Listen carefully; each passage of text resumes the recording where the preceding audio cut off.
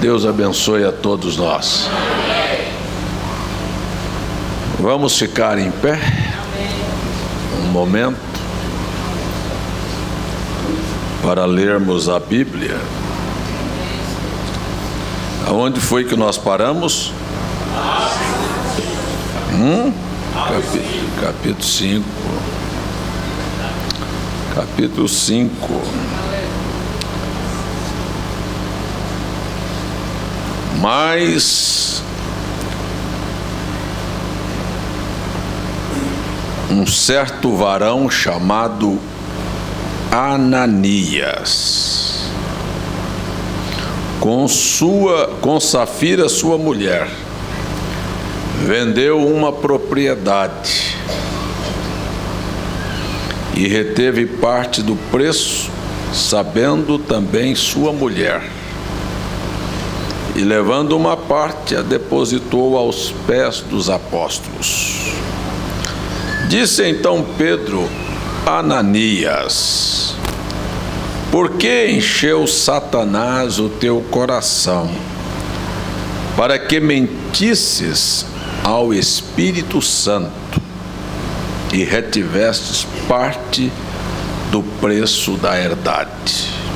Guardando-a, não ficava para ti, e vendida, não estava em teu poder? Por que formaste este desígnio em teu coração? Não mentiste aos homens, mas a Deus. Ananias, ouvindo estas palavras, caiu e expirou, e um grande temor veio sobre todos os que isto ouviram. Levantando-se os jovens, cobriram o morto e, transportando para fora, o sepultaram. E passado um espaço de quase 3 horas, entrou também sua mulher, não sabendo o que havia acontecido. E disse-lhe Pedro: diz-me, vendestes, portanto, aquela herdade? E ela disse: sim, portanto. Então Pedro disse: por que é que entre vós vos concertastes para tentar o Espírito do Senhor? Eis aí a porta aos pés dos que sepultaram teu marido, e também te levarão a ti. E logo caiu aos seus pés e expirou. E entrando os jovens, acharam-na morta e sepultaram junto a seu marido. E houve um grande temor em toda a igreja, em todos os que ouviram estas coisas. E muitos sinais e prodígios eram feitos entre o povo pelas mãos dos apóstolos. E estavam todos unanimemente no alpendre de Salomão. Pai Santo, nós já lemos esta porção da Tua palavra. E nós te pedimos, nos abençoe hoje. Que isto seja o nosso alimento. Em nome de Jesus, amém. Amém. Assentai-vos, irmãos.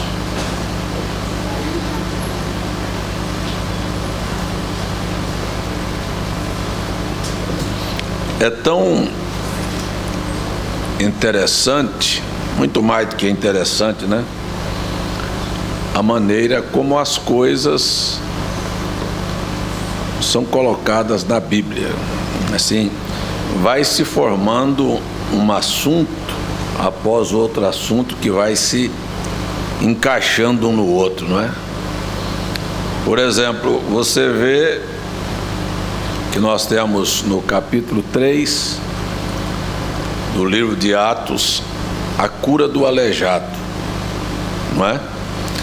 E daí, consequentemente, depois da cura do aleijado, as coisas que acompanharam aquele acontecimento: a prisão dos apóstolos, o açoite que eles receberam e a alegria que eles tiveram em serem considerados dignos de padecer afrontas pelo nome de Jesus.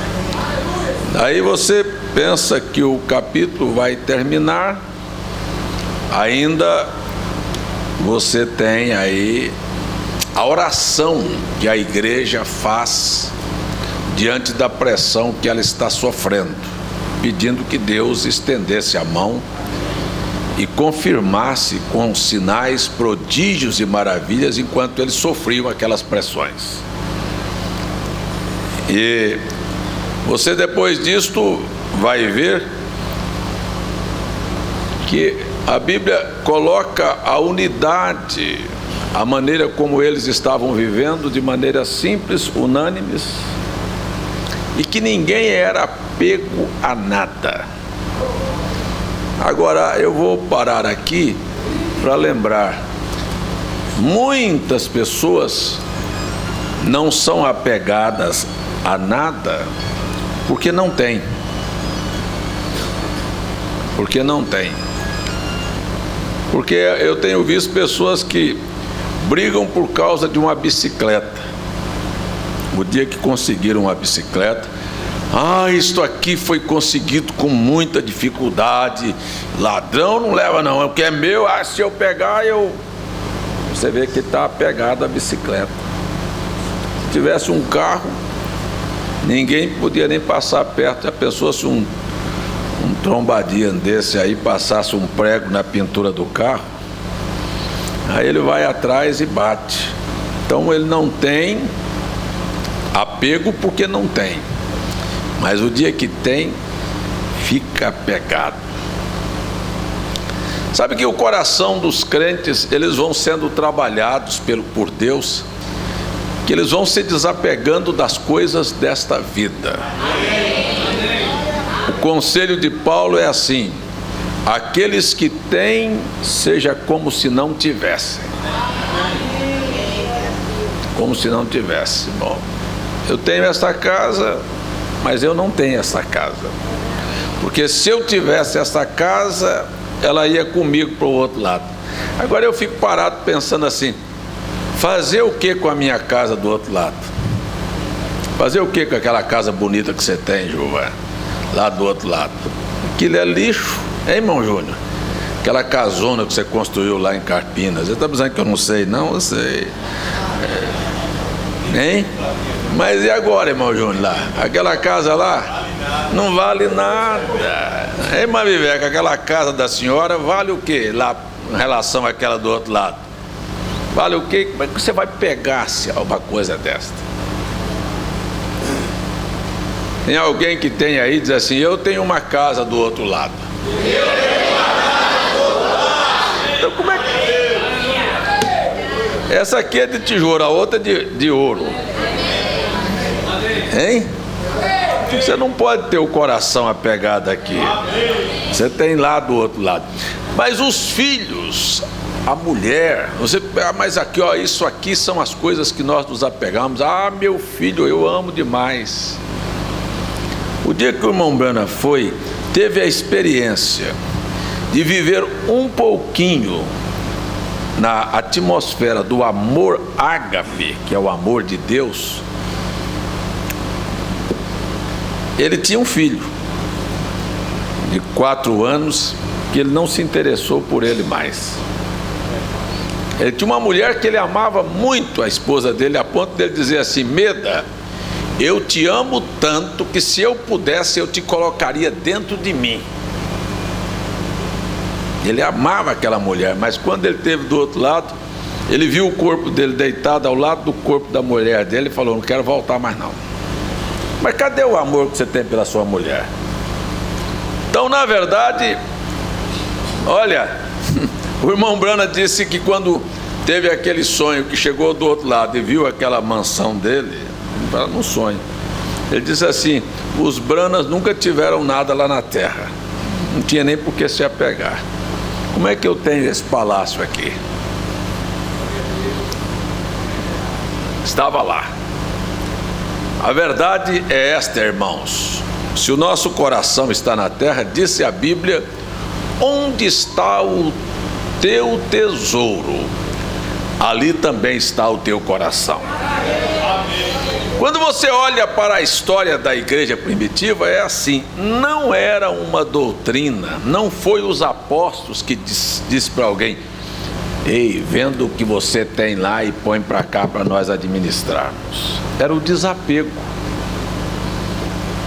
era o não apego àquelas coisas que o camarada, o irmão Giovanni, diz: eu tenho 3, eu tenho 4, eu não estou precisando, eu estou vendo um irmão necessitado, eu vou estender a mão. Será que não dói isso, não? Será que um irmão que tem não pode ajudar o que não tem? Eu acho que isso é uma coisa normal, muito simples, de quando você tem e vê alguém que não tem, você de alguma maneira, eu vou fazer alguma coisa para ajudar aquilo. Este é o Espírito que estava lá, e este é o Espírito que precisa estar no nosso coração. E às vezes, se não fazemos, é porque não podemos. Mas quando podemos, estamos sempre prontos para ajudar. Amém? Isto foi assim, tem que ser assim, desta maneira. Então esse era o Espírito que tinha lá, não era uma obrigação. Mas há muitas pessoas que às vezes fazem as coisas por constrangimento. Eu vou fazer, porque se eu não fizer, vão dizer que eu tenho e não faço. E a Bíblia nos relata no final do capítulo 4, que José, que era considerado e chamado pelos apóstolos de Barnabé, e quem já leu a história secular, sabe-se que Barnabé era um homem rico, muito rico, que tinha vendido o que ele tinha. Ele veio e disse: olha, eu tenho tanto que eu não estou precisando, e veio e depositou voluntariamente aos pés dos apóstolos. Eu quero só para falar, eu já ouvi, não só o Edir Macedo, mas outros pregadores dizer assim: ó, ei, você que tem uma casa, um apartamento, ao invés de deixar para os seus filhos, para que quando você morrer, seus filhos ir tomar cachaça, porque é o seguinte, é assim, ó, você pode olhar uma estrutura de família, fala assim: mas aqui está essa família, tudo bem,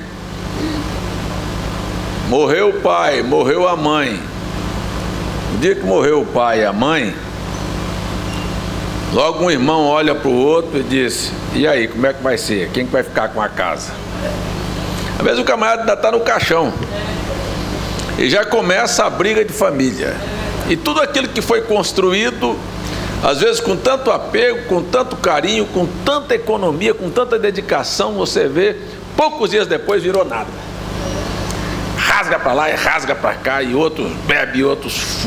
Então, o Edir Macedo, eu já vi ele dizer: ei, você, ao invés de deixar uma herança, os seus filhos se beber cachaça e fumar drogas, me ajude, doe para a igreja, porque quando você morrer, você vai estar na sepultura, mas está pregando o evangelho junto comigo, que eu vou pegar seu dinheiro. Isso é uma hipocrisia, é uma coisa nojenta, sabe? É uma coisa suja. Você não tem que fazer isso, eu não acredito nisso, não acredito mesmo nisso, mas tem uma coisa que é assim, eu até vi, até com espanto, irmão Giovanni, até com certo espanto, eu vi uma irmã viúva, que não tem pretensão nenhuma de se casar, não me procurou, procurou um outro pastor, não foi comigo não, viu? Procurou um outro pastor, e a única coisa que ela tem, ela não tem filho, ela não tem marido, ela não queria deixar as coisas que tem para as coisas, procurou um pastor, ele disse, foi lá, e veio, até esse documento está comigo, veio e fez a doação aqui, ele fez um testemunho, um testamento. Ele disse: olha, quando eu parti isso aqui, daí a mulher nova, de 50 anos, 50 e poucos anos, até estranhei, sabe? Porque eu tenho certeza que aquele irmão não pediu, mas aconteceu. A igreja primitiva, isto foi fatos que aconteceram. Nós temos aqui o relato de um que vendeu, chamava Barnabé, e tinha outro que tinha tanto e viu, porque a gente precisa de parar para ver assim, tem muita gente na igreja que é motivado pelo que os outros estão fazendo. Se um irmão faz uma coisa, o outro quer fazer. Se um irmão pula, o outro quer pular. Sabe? Ele não sabe ter o seu comportamento. É você, aqui é você. Você precisa de ser você. E eu não gosto de ninguém que vive de imitações. Mas esse camarada aqui tinha, e a Bíblia é tão precisa em dizer, olha só aqui para você ver, olha. Mas um certo varão chamado Ananias, com Safira, sua mulher, vendeu uma propriedade. Não vendeu a propriedade, ele vendeu uma propriedade. Ele tinha, por certo, várias. E vendeu uma. E mesmo a que vendeu, ele disse, eu vendi, mas vamos fazer o seguinte, mulher, eu vou ficar com a metade desse dinheiro. Eu vendi isso aqui por 200 mil, mas eu vou ficar com 100 para nós. E nós vamos falar para Pedro que nós vendemos por 100. E combinou com a mulher o que ia fazer, sabe? E foi lá, e quando ele veio trazer o dinheiro, você vai ver, por isso que eu estou dizendo que a Bíblia vai encaixando uma coisa com a outra. O capítulo 4 termina dizendo que Barnabé vendeu. O capítulo 5 diz que o Ananias vendeu também. Começa assim, vai interligando uma coisa com a outra. Quando você terminar o capítulo 5, qual é o capítulo que vai ter? 6. O 6, né? E o 6 fala de quê? Quem é que se lembra aí, sem ler? Instituição dos diáconos. Mas a instituição dos diáconos vem por causa de uma murmuração, de uma contenda entre os gregos e os hebreus. Mas por que os gregos e os hebreus tiveram uma contenda? É assim, na lógica é assim, ó. É porque na verdade as pessoas dão e depois fazendo, e aí, o que está fazendo com o meu dinheiro? Ei, nós não demos, por que as nossas viúvas estão passando necessidades? As outras não estão. É aquele que dá. Agora o que você vai fazer com ele? É melhor não dar. Vocês estão entendendo? Você vê que a Bíblia ela termina o capítulo falando sobre um assunto, e no outro você vai ver que ela começa. Tinha que começar o capítulo 6 dizendo que havia um problema porque não tinha comida na mesa das viúvas dos gregos, irmão Jovan. Não, quando o assunto era distribuição dos bens, distribui-se. Eu entendo, conheço isto, gente, conheço isto. Olha, há pessoas de posses que às vezes entraram na igreja, que eu conheci alguns irmãos de posse, eles dão, eles oferecem, mas ficam assim, ó. Eu conheço isso de perto. Mas eu dei tanto e eu não estou vendo o que estão fazendo com o meu dinheiro. Para que deu? Se você vai estar preocupado, para que deu? Não dê. E foi o que Pedro falou, disse, se você estava com você, por que você deu? Era teu. Por que você deu? O capítulo 5, na verdade, o que a gente tem aqui como lição no capítulo 5 é que a igreja, voluntariamente, as pessoas movidas no seu coração faziam. Este aqui fez, mas não fez, porque fez pela metade. Ou você faz direito ou não faz. E o grande problema que nós estamos vendo aqui, não foi nem porque você acha que Pedro fez esta intervenção porque Pedro estava olhando o volume do dinheiro que ia receber?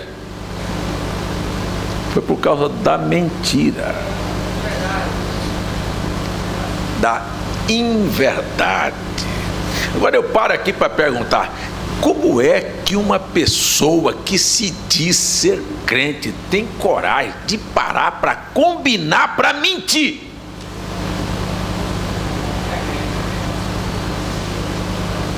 Hein, Ivan?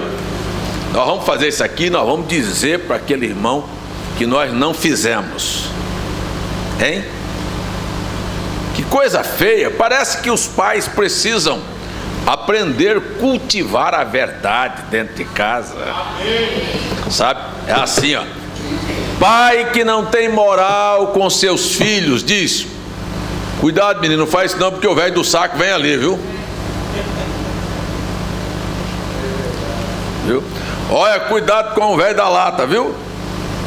Se você fizer isso, vou chamar o velho da lata para te pegar. Olha, não vale não, que ali naquele lugar ali tem um bicho. Diga para o seu filho que você não tem moral. E já começa a ensinar mentiras para os seus filhos assim. Dizem que não tem, dizem que não pode, sabe? Dizem que não vão sair. Quando estão saindo, não sabem dizer a verdade. Dizer: meu filho, olha, eu gostei. A minha menina tem um filho que tem problema de intolerância com lactose. O menino tem aí 3 anos, e é assim, o irmão Severino Barbosa, está ali, ó. Ele teve uma filha que tinha problema com intolerância com lactose, não foi, irmão Severino? E foi num culto lá do centro de convenções.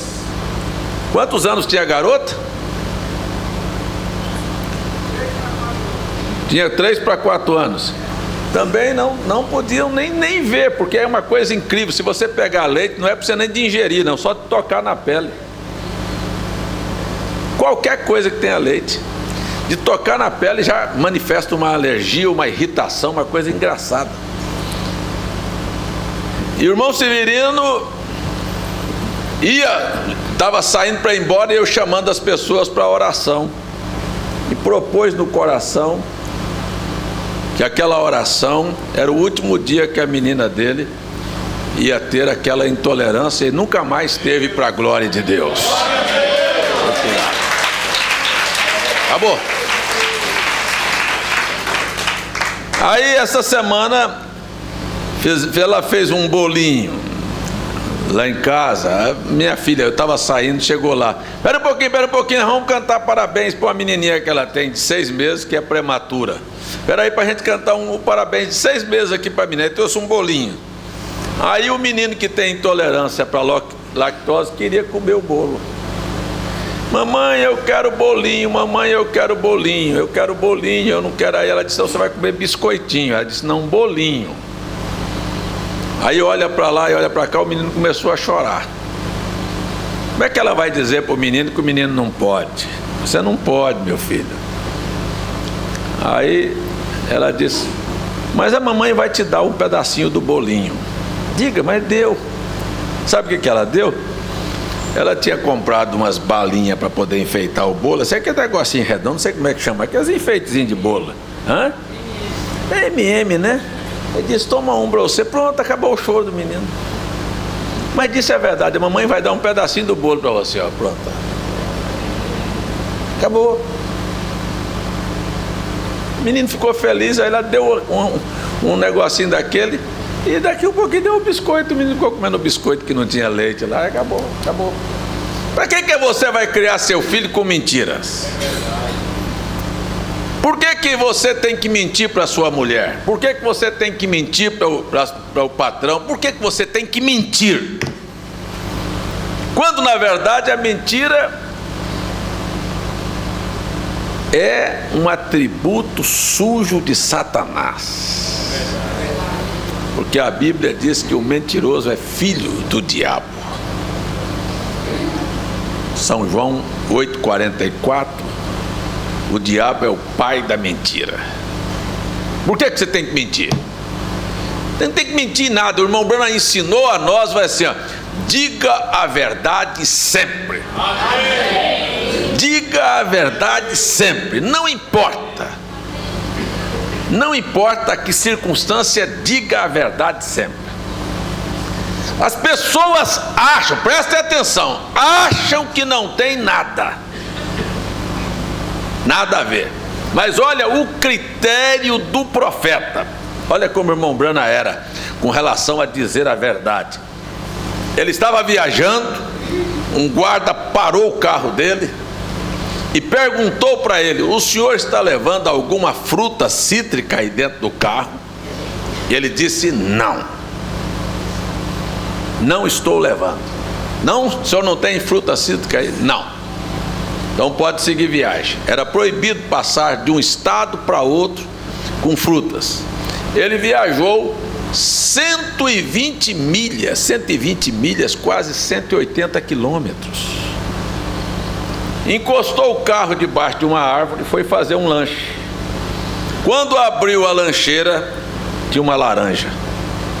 Ele tinha dito para o guarda que não tinha fruta cítrica no carro. E lá estava uma laranja. Ele não sabia. A esposa dele colocou lá junto com o lanche uma laranja.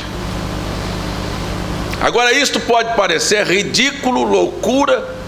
Você pode chamar isso do que for. Mas sabe o que ele queria? Ele queria subir no púlpito e ter a consciência descansada que ele não tinha mentiras lhe acompanhando. Amém. E aí ele parou, pegou o carro, virou o carro novamente e voltou lá na 180 quilômetros para trás, para devolver uma laranja. Só tem uma coisa, Brivaldo: quando ele orava, Deus respondia. Agora a gente fala uma coisa, não é verdade, fala a outra, não é verdade, daqui um pouquinho você acha que Deus vai te ouvir. Ele sabia. O dia que ele pegou o telefone e disse para a mulher dele: espera um pouquinho, se for os advogados, diga que eu não estou em casa. Ele estava dentro de casa, correu para fora. Veja, ele não estava em casa naquele momento, mas quando o telefone tocou, ele estava. E ele deu a instrução da mentira. E ele correu para fora e disse: se for aqueles advogados atrás de mim, diga que eu não estou. E correu. A mulher atendeu o telefone e disse: ele não está em casa, ele estava lá fora. Mas a hora que tocou, estava. Desligou. Passou um pouquinho, o telefone tocou novamente. O menino dele tinha visto e disse: papai, o senhor quer que eu diga que o senhor não está em casa? Já tinha ensinado o filho a mentir.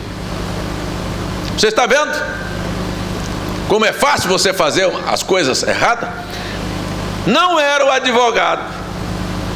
Atendeu o telefone, era um irmão em necessidade com uma criança enferma. E aí o irmão Brano atendeu o telefone e disse: está bem, irmão, eu vou ir orar pelo seu filho. E quando ele pegou o carro para sair, ele tinha dito para a mulher dele falar para os advogados que ele não estava. Quando ele pegou o carro e começou a dirigir, o Espírito Santo veio dentro do carro e disse: você não tem condição de orar por esta criança. Ou seja, sua oração não vale nada. Vocês estão me entendendo, irmãos? Você simplesmente vai orar e vai pedir e vai espernear e não vale nada. Ele falou para o pai do menino: espera um pouquinho, eu vou lá acertar um negócio ali. Pegou o carro, chegou lá no advogado e disse: olha, aquela hora que o telefone tocou, eu estava dentro de casa. E eu corri e falei para minha mulher falar que eu não estava. Eu falei para minha mulher, eu disse para minha mulher mentir para vocês. Então eu vim aqui pedir perdão. E meu filho também ia mentindo porque eu ensinei. Muito bem. Aí o advogado botou a mão no ombro dele e falou: Billy, eu sempre confiei em você. E de hoje em diante eu confio muito mais. Fale a verdade sempre. Não invente nada que não. E não para quê? Eu vou dizer uma coisa para vocês que me aconteceu esta semana. Eu estava no meio da cidade, tinha ido cortar o cabelo. Me deu um sentimento tão estranho, tão estranho. Eu parei no meio da rua, levantei os olhos para o céu, meio-dia, no meio da cidade, fervilhando de gente. Eu parei, falei: Deus, nunca deixe eu ensinar nada que não seja a verdade para o povo. Não me deixe falar nada para as pessoas que não seja a verdade absoluta. Eu não quero ser enganado e não quero enganar ninguém. Eu quero viver de maneira que eu quero viver a verdade. E parei no meio da rua, fiquei olhando para o céu sem falar nada, palavra nenhuma, isso só no espírito, olhando para o céu e conversando com Deus. Aí entrei numa loja, fui comprar um produto. Quando eu cheguei no caixa, uma moça parou e disse: muito prazer em rever o senhor. Eu nunca me lembrei que eu tinha visto aquela moça em algum lugar. Muito prazer em revê-lo. É a moça do caixa. Eu vi que não era a caixa, estava ali junto com a moça, mas parece que era a gerente da loja. E começou a falar. Aí virou para mim assim, sem mais, sem menos, virou assim: mas é uma responsabilidade muito grande que o senhor tem. Muito mais do que simplesmente falar a uma igreja. O senhor fala na televisão para milhões de pessoas, e eu tinha acabado de falar para Deus. E nunca me permitisse enganar ninguém, dizer uma inverdade para ninguém. E daqui um pouquinho uma moça vem e me fala isso 5 minutos depois que eu tinha falado com Deus. Eu olhei para aquela moça e disse: olha, eu vou lhe dizer uma coisa, eu acabei de falar sobre isso agora. Eu não me importo se eu vou ferir o sentimento das pessoas, se alguém vai ou não vai gostar do que eu digo, mas eu quero sempre dizer a verdade. E a moça ficou me olhando. Eu disse: sabe como é que eu sou? Mas não é simplesmente assim, a verdade quando eu estou junto com os meus irmãos. Eu quero que você diga a verdade sempre. Entrou dentro da minha casa segunda-feira à noite. Eu estava extremamente cansado segunda-feira.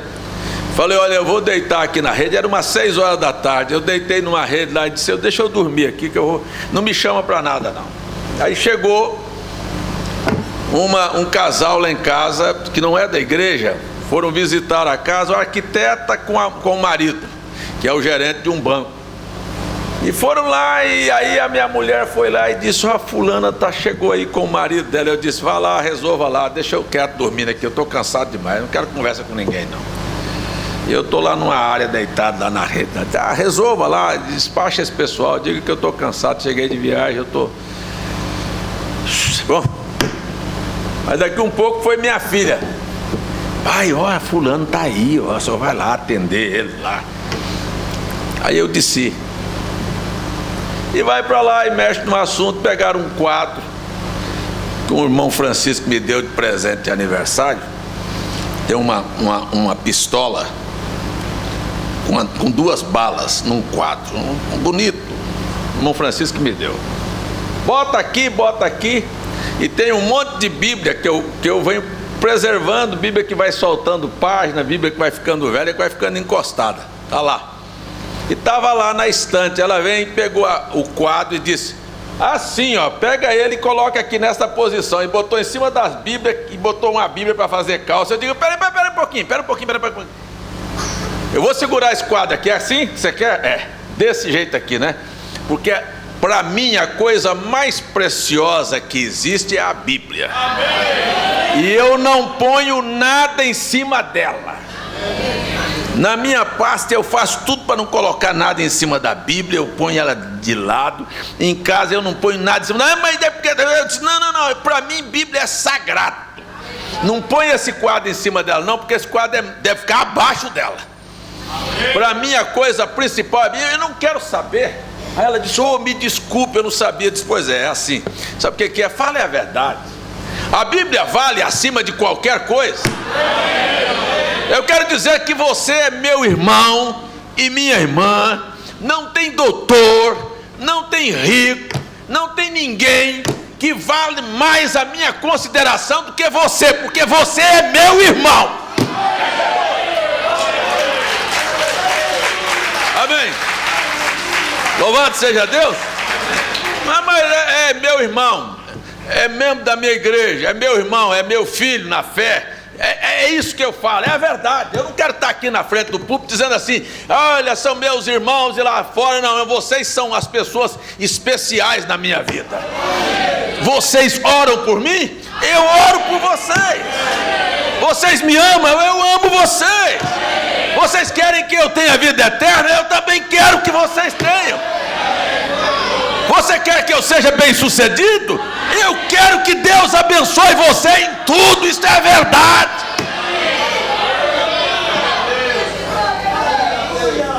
Quero dizer uma coisa para você, que nem os inimigos eu sei amaldiçoar.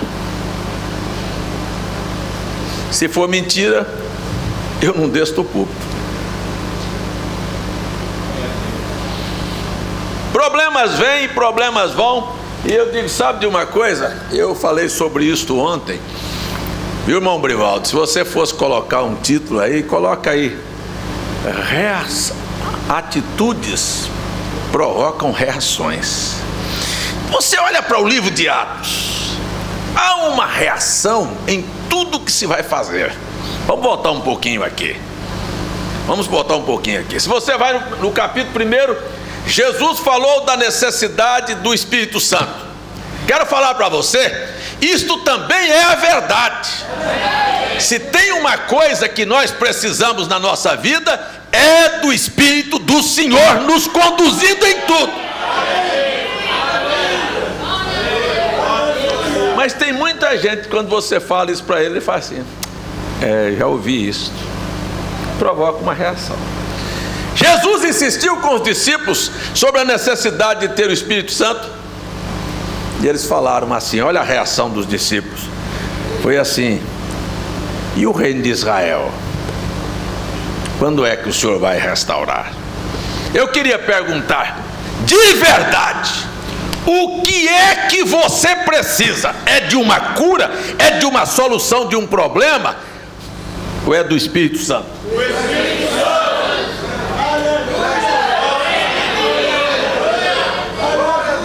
Hein? Tem muita gente que ficou calado. Sabe, porque na verdade, se eu vou falar, eu estou esperando a resposta de uma oração minha, sabe, faz muito tempo, até pela conversão de um filho. Olha, a conversão de filho, nem de marido, nem de quadro nenhum vai mudar se o Espírito Santo não intervir. É Ele que convence o mundo do pecado, do juízo.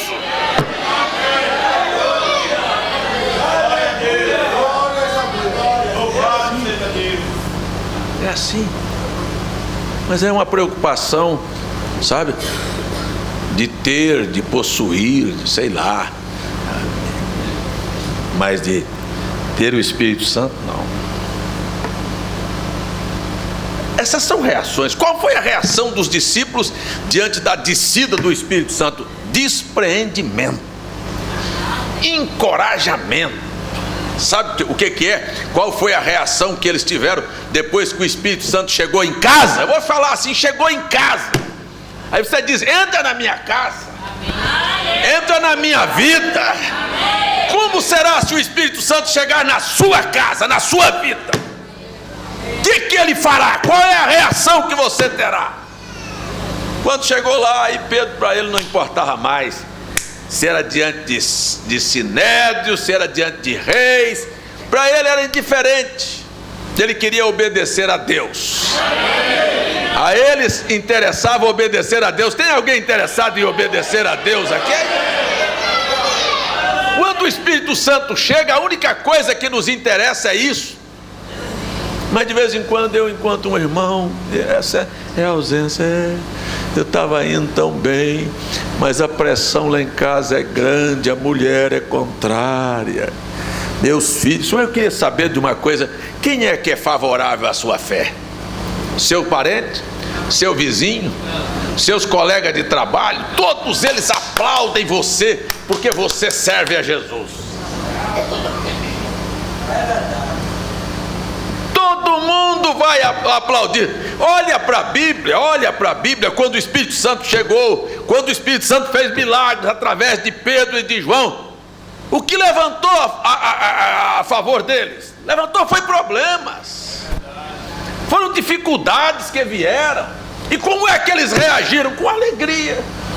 Dizer, olha, mas que alegria, que coisa estranha. Eu falo que Jesus é bom, este homem se levanta, e ao invés deles ficarem alegres com o homem que levantou, fica contra mim. Você fala para um filho, você fala para um vizinho, você fala para um parente que Jesus quer mudar a vida dele, consertar a situação dele, que Jesus Cristo entrando na vida dele, o quadro seria diferente. Ele fica contra você, já vem você querer fazer eu ser crente. Essa cachaça para, essa briga para, esse negócio mal, vai parar tudo na sua vida. Quer que eu fique crente?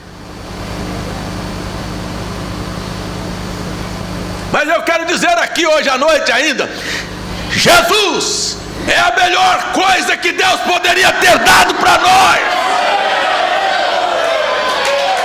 É perdão, é paz, é segurança, é alegria, é força. Não importa o que as pessoas vão entender por isso. É tão bom Jesus, quer dizer para mim? Quer ver? Jesus é tão bom que não tinha casa, que não tinha bens, que não tinha apego a nada. Jesus é melhor do que todas estas coisas. Tudo isso é bobagem. Tudo isso é bobagem. Você diz, ó, eu vou dizer para você, tudo isto é bobagem. Eu tinha 1977, eu tinha 21 anos de idade. 21 anos, viu, irmão Ivan? Você não tinha nascido? Você nasceu em 77? Ó, no ano que você nasceu, em 77, eu morava num bairro em Goiânia chamado Universitário, que é um bairro de classe média. E tinha um supermercado na esquina. E o dono do supermercado ia levar carne na minha casa.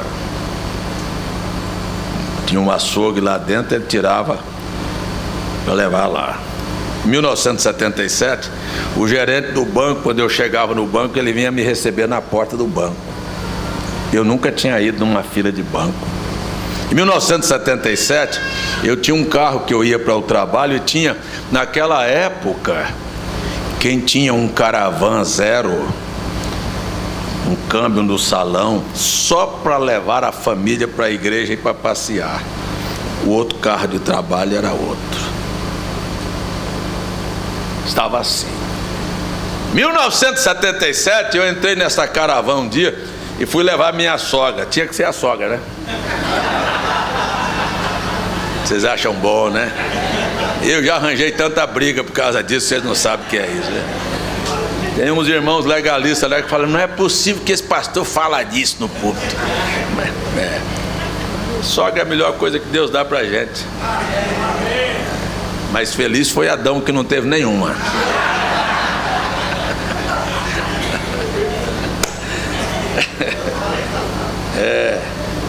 Eu estava levando minha sogra para o hospital e eu olhei aquele carro de luxo, bonito, macio, viu?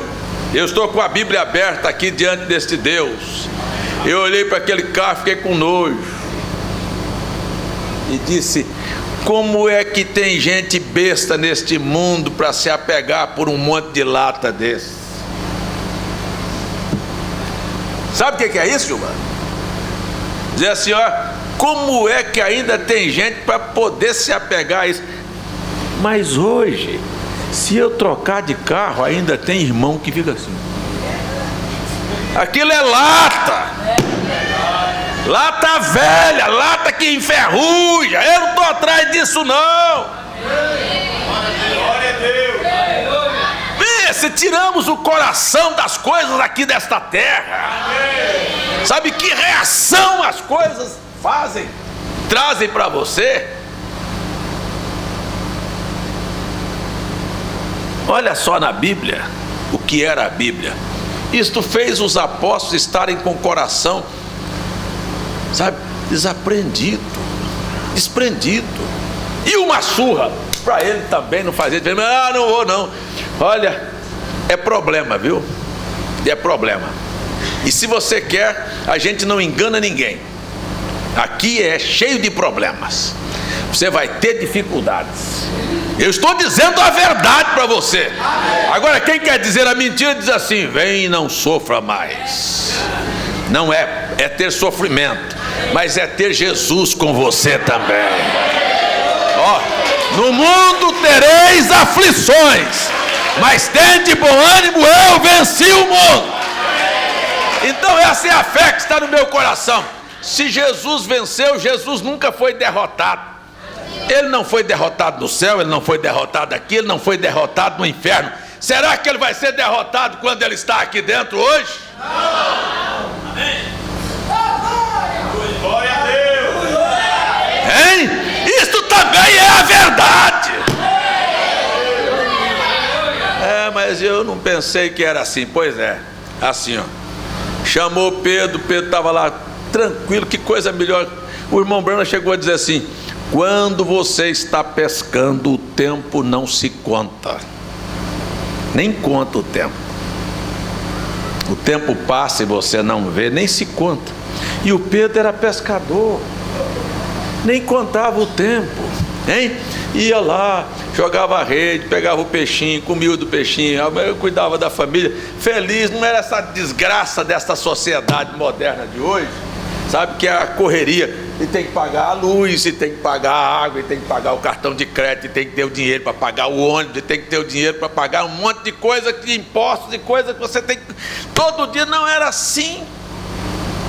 No tempo da Bíblia não era assim. Nós acabamos de ler aqui, você quer ver como é que era o tempo da Bíblia? Morreu o Ananias, vamos levar para o, como é que chama lá? Não, ML. Tem que fazer autópsia, tem que avisar a família, tem que chorar o defunto. Morreu, enterrou, não falou nem para a mulher. Olha aqui na Bíblia para você ver. Mandaram chamar o ML lá, e o Ananias caiu morto, e os monstros vieram e enterraram ele. E a mulher ficou sabendo? Coitado, enterraram o marido sem a mulher chorar.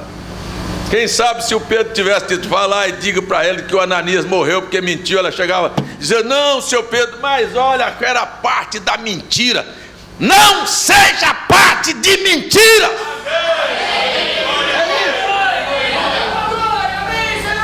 Eita, você não sabe o que mentira faz com as pessoas. Dilacera tudo, atrapalha tudo.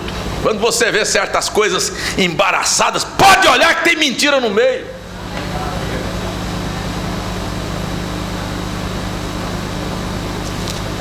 Então olha só, era diferente. O Pedro estava tranquilo, vivendo tranquilo, deixou de pescar para apanhar. E é bom um peixinho, não é? Quem é que gosta de peixe aí? Eu mesmo comi hoje.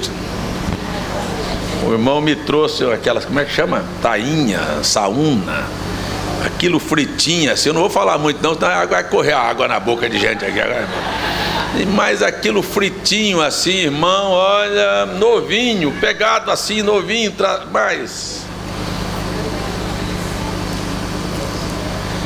Irmão Reginaldo, cuidado, irmão Reginaldo. Eu cheguei ali falando com o irmão Reginaldo para perder a metade da barriga. O senhor é porque não lembra, mas a irmã Ângela está aqui, sabe que é verdade. O Brivaldo pesou quanto, irmão Brivaldo? 115 quilos, pesa quanto hoje? 84, tá vendo? Melhorou a saúde ou piorou? Melhorou, né? E eu vou falar aqui só para nós três aqui, viu? Esse era feio, viu? Eu não sei como é que a senhora tinha coragem. Eu estou falando de verdade agora, viu? Camarada feio, vestia umas camisas de polo e a barriga ficava aparecendo por debaixo da camisa. Não era assim, mãe? Era ou não era? Era, eu olhava a barriga do Brivaldo lá e a camisa não dava para cobrir a barriga, gente. Agora tá bonito. Eu falei para ele domingo que Deus deu cabelo para uns e inteligência para outros. Aí ele ficou feliz, velho. Mas, gente, é assim mesmo. É a verdade. Se você vai falar a verdade para as pessoas, acham ruim. O fumante não quer que você fale a verdade para ele, que o fumo mata. Hein? As pessoas não querem que fale sobre comida porque acham ruim. E falar sobre alimentação, olha para você, para dizer a verdade, são poucas as pessoas que querem ouvir a verdade sobre isso. Eu preguei. Quando foi essa semana, o irmão me telefonou para me contar. Olha, eu estava vindo, presta atenção para você ver. Nós fomos fazer um culto lá no Cajá, lá no irmão Firmino. Lá no irmão Firmino tem tapioca. Falei tapioca, mas Maria agora não deixa eu quieto.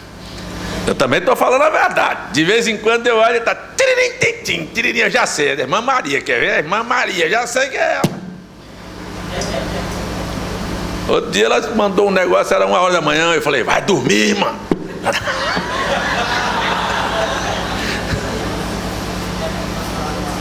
Mas deixaram de comer a tapioca no irmão Firmino, porque um outro irmão tinha feito cachorro quente em casa, lá vai comer pão. E depois ainda me telefona que o irmão fez cachorro quente. Tem o irmão Júnior também, que estava fazendo esses lanches, para com... Gente, esta é a situação. Olha, vamos viver pela verdade. Amém? Então a reação de Pedro diante de uma mentira,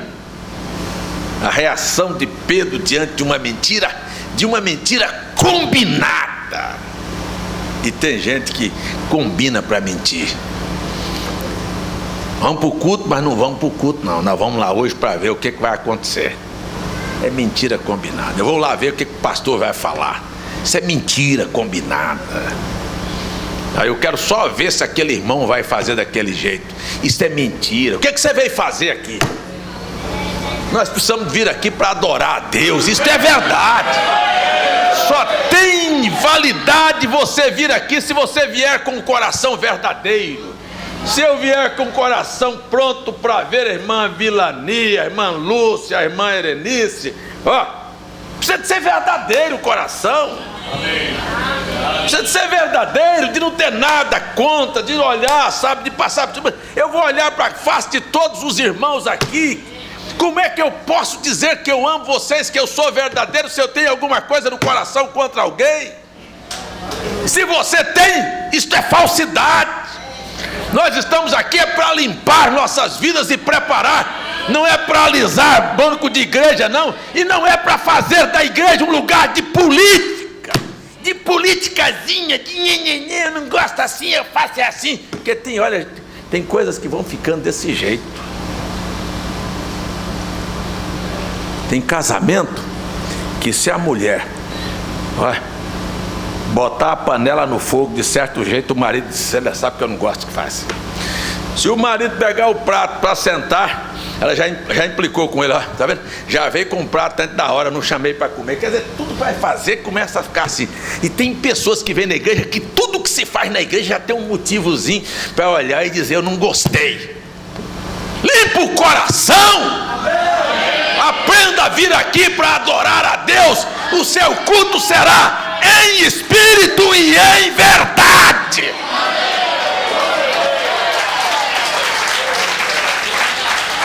Aprenda a adorar de verdade. Aprenda a cantar.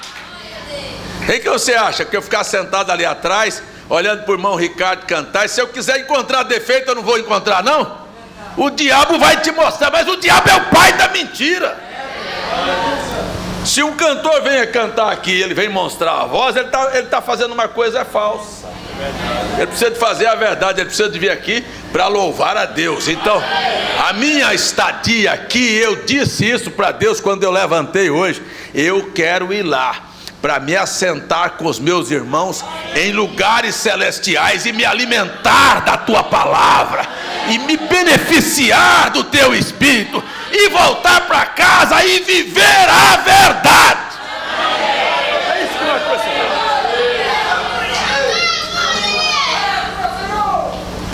Louvado seja o nome do Senhor. Se não for assim, não vai valer nada. Então isto foi o que aconteceu lá na igreja. E você eu já dei um toque aqui, que o capítulo 6 vai iniciar com nhenhenhê. Eu vou chamar de nhenhenhê, de murmuração, sabe? De um irmão que está achando que o outro está sendo mais beneficiado do que ele, sabe? De que o outro está recebendo. E os apóstolos chegaram a uma conclusão e dizem assim: ó, e você talvez não entenda isso, mas há muito tempo que eu deixei até de participar de umas reuniões que nós fazíamos aqui, que ficava aqui sentado 2 horas um falando, é porque aquele fez isso e aquele fez aquilo. Eu não quero saber de quem é que fez, não. Quero saber de quem quer vir aqui fazer de verdade. Aí era para lá, eu sentava aqui e fala, irmão, não é assim, porque o irmão fulano, não é porque a irmã fulano, não é porque não sei o que, não é porque está com... Para aí. De verdade, eu não estou para isso, eu não quero isso. E os apóstolos chegaram a esta conclusão: porque as viúvas dos gregos não estão sendo atendidas como a dos hebreus, e não sei mais o que. Aí os apóstolos falaram assim: vocês acham que é lícito a gente sair do ministério da palavra e da oração por causa de nhenhenhê? Meu dever é ensinar a você como viver. E se eu venho ensinar a igreja como viver, será que os diáconos, os administradores, os que trabalham, a liderança, os músicos, não estão ouvindo a mesma coisa, não? Ou eles estão em uma classe diferenciada na igreja?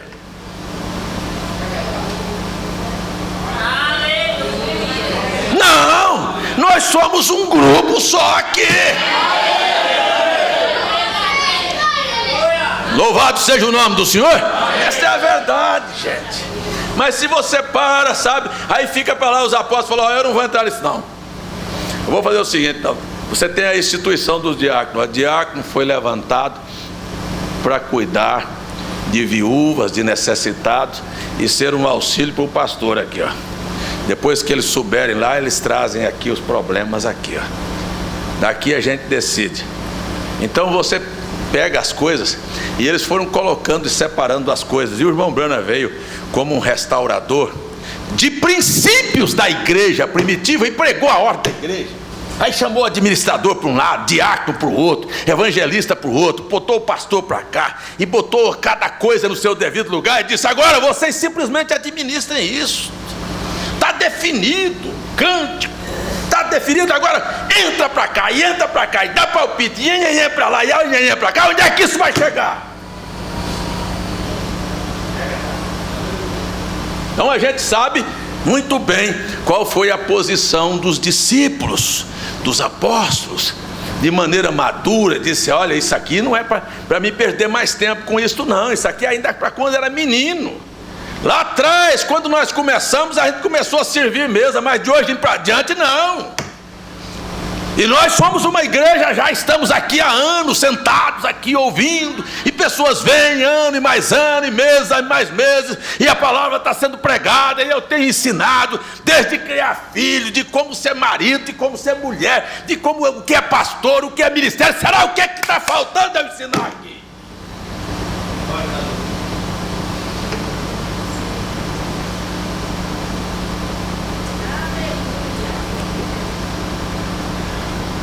Mas eu vou dizer a verdade. Oxalá que nós abramos os nossos corações. E voltemos para casa dizendo: eu preciso de ti. Que o Espírito Santo venha me dirigir. Será que tem alguém que quer ficar em pé? Nós vamos terminar o culto, que eu já passei da hora já. Não, estou em cima da hora, tá bom. Eu não vou mais não.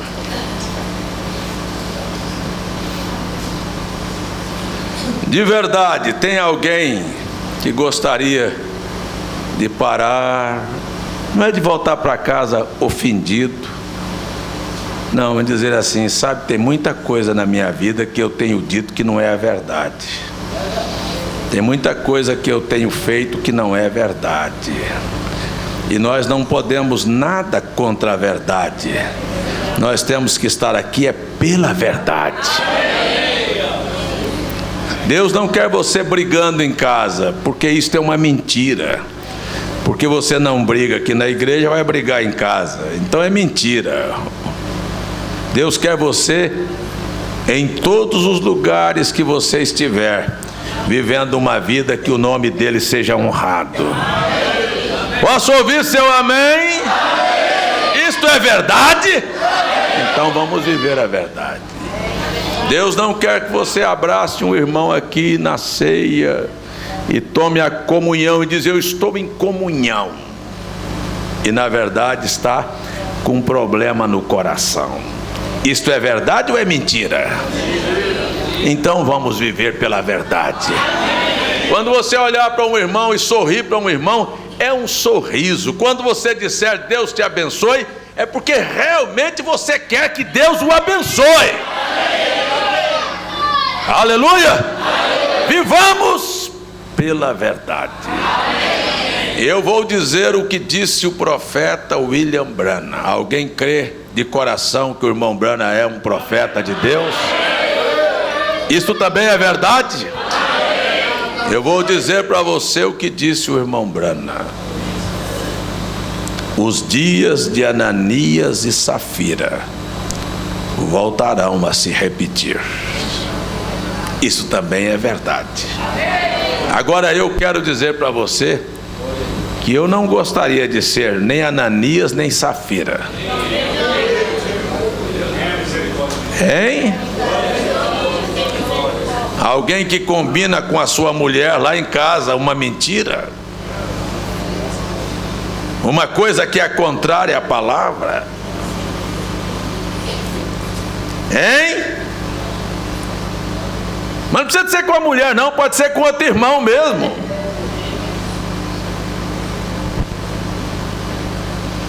Não, eu não quero viver este momento de ser Ananias e Safira, mas eu quero ter uma vida dirigida pelo Espírito Santo. Eu quero ser um cristão de coração. Tem alguém que quer servir a Deus de coração aqui hoje à noite? Mas olha para dentro de você e diga dentro da sua alma, eu quero, é isto que eu quero. Eu quero te servir, Senhor. Quero te servir com toda a minha alma, todo o meu entendimento, com toda a minha força, com toda a minha vida. Isso é que eu quero.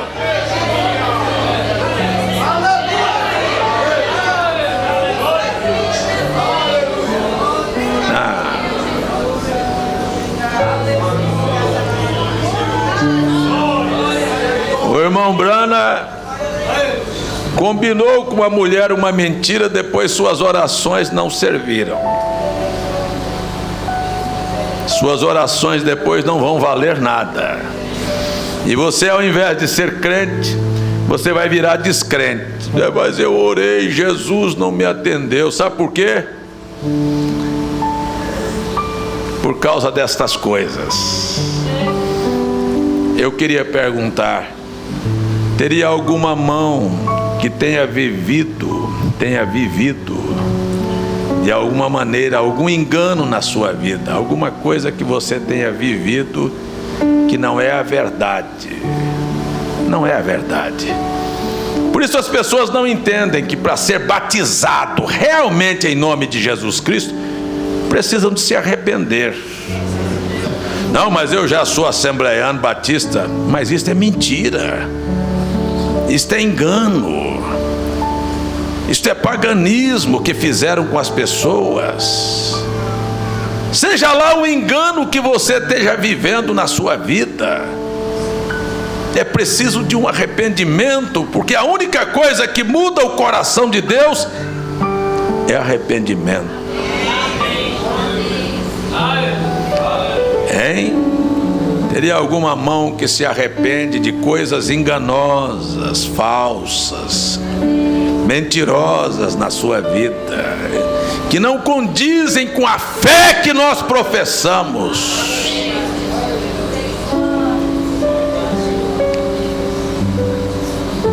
Tem alguma mão que se levanta aqui? Tenha várias pessoas. Eu gostaria de orar com você,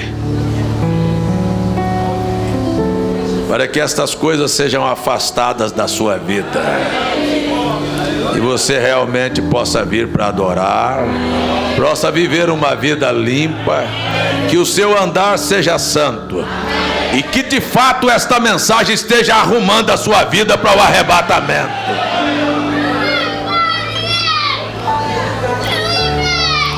É assim que eu oro, Pai. É assim que eu quero viver. Será que o Senhor não sonda o meu coração? Não conhece as profundezas da minha alma? Que eu não quero nem engano, nem sombra de variação na minha vida. E estas mãos que estão levantadas também querem a verdade absoluta, Senhor. Nós queremos viver uma vida limpa e verdadeira, Senhor. Sabe, Pai, sabe que é a verdade da minha alma? Eu desejo ser cheio, mas cheio. Eu não quero ser mais ou menos, não. Eu quero ser cheio até transbordar do Espírito Santo, Pai.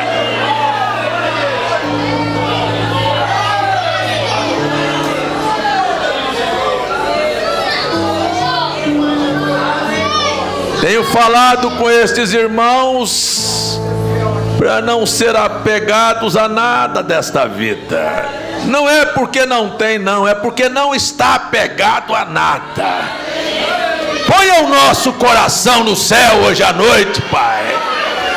Foi nesse lugar celestial que eu desejei esta manhã estar com esta igreja, onde as coisas desta vida são nada, Senhor.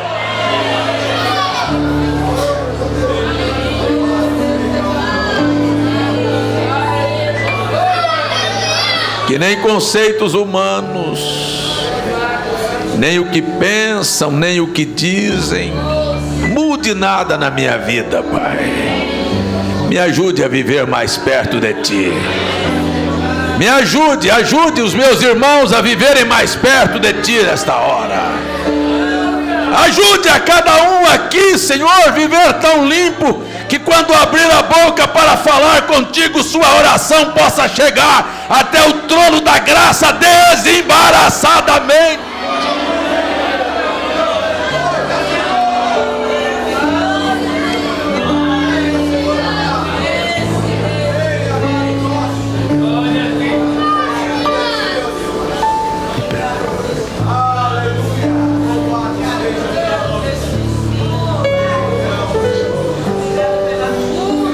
Em nome de Jesus, em nome de Jesus, em nome de Jesus, limpa os nossos corações e despreende das nossas vidas tudo aquilo que veio nos emaranhar, embaraçar aqui.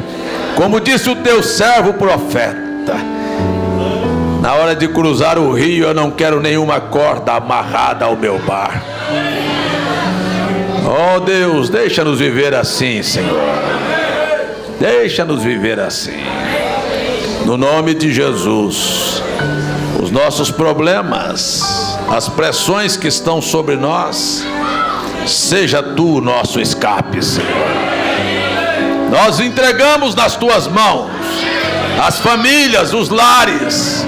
Entregamos estes pedidos de oração que vieram a nós ao redor da nação, os irmãos que vieram interceder por parentes, por amigos, Nós levantamos as nossas mãos de verdade nesta hora e dizemos: Jesus, Tu és a força, Tu és o poder, Tu podes desfazer as obras do diabo. Entra e resolva o problema, e liberta e cura e transforma, Senhor, soluciona problemas. Em nome de Jesus Cristo nós oramos aqui hoje à noite.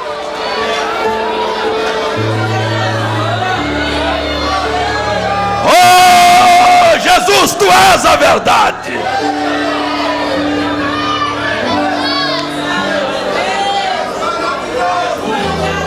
Se o Senhor não fizer, ninguém faz. Mas operando o Senhor, quem impedirá? Olha estas pessoas, olha esses nomes, olha esses que estão na internet, olha estes que pediram oração aqui hoje à noite, em nome de Jesus Cristo. Aleluia. Senhor, favorece a cada um dos meus irmãos, ajuda que o fardo seja mais leve, Senhor. Põe força neles, capacite-os para a jornada, Pai, em nome de Jesus. Só Teu Espírito pode fazer isso, no nome de Jesus. Amém. Que o Senhor te abençoe, que o Senhor conceda o desejo do seu coração, que o Senhor te dê vitórias, uma vida vitoriosa. Deus te guarde, Deus te abençoe, Deus te abençoe. Amem uns aos outros, vivam fiéis à palavra de Deus. Não ponha seu coração em nada aqui nesta terra. Deus te guarde no nome de Jesus. E se você ouvir bem a palavra, nunca faça parte de grupos. Não queira ser daqueles eu vou chamar para ficar bem marcado na sua mente, aqueles que gostam de pontinhas para lá e para cá. Seja simples. Deus te recompensa.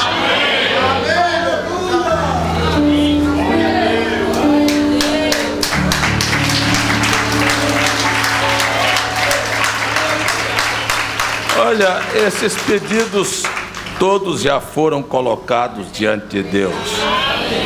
E aqui tem um agradecimento do irmão Wellington, da irmã Sandra, pelo Welissa, é isso? É assim mesmo? Welissa. Eita, esses nomes inglesados, americanizados. E eu sou matutado. Deus abençoe a vocês. Deus abençoe a sua família, irmão Wellington. Eu gosto dos meninos do irmão Wellington. Tem um que chegou aqui, passou um tempo lá com o pastor Estevão, e ele era bem franco. Ele dizia: o pastor César é meu amigo, mas o pastor Estevão é meu pastor. Ele era bem pequenininho. Quantos anos ele tem hoje? Ele tem 5, né? Mas naquela época ele tem 6 hoje. Mas ele dizia que eu não era o pastor dele, não. O pastor dele era o pastor Estevão. Mas hoje ele já me aceitou. É meu amigo ele. Aí tem a outra que não vai embora sem me dar um abraço. E tem uma gordinha do irmão Ivan, que é linda. Como é que chama ela? É a Noemi. É ali, ó, tá vendo? É fofa demais. Ela também todo dia vem me dar um cheiro aqui dentro. Eu tenho essa família, viu? Olha, meu abraço a todos vocês. Deus nos abençoe. Se Deus permitir, vou estar em Brasília esse final de semana. Louvado seja o nome de Jesus. Meu óculos é mais moderno do que o de vocês. Ele vai assim, mas ele não arrebenta, não. Vou estar lá em Brasília com os irmãos lá, dando a ceia lá esse final de semana. Mas eu vou dizer uma coisa para vocês de coração. Jesus vai estar aqui com vocês. E vai estar conosco lá também. Orem por mim, eu não esqueço de vocês. Deus abençoe a todos.